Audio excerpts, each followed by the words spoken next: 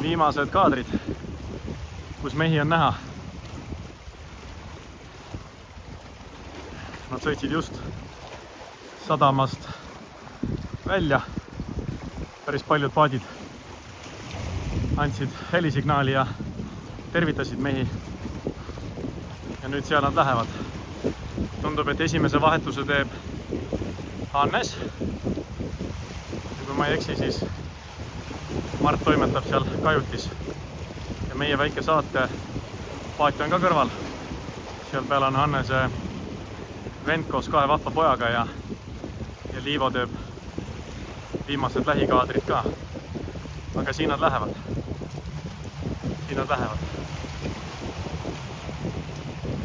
Mis seal ikka, poisid?